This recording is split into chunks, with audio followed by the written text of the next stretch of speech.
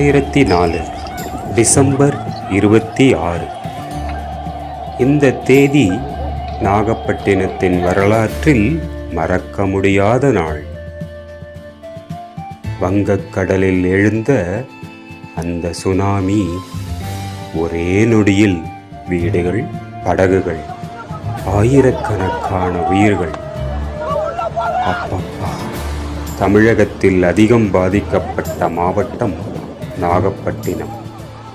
எல்லாம் முடிந்தது என்று நினைத்த தருணம்.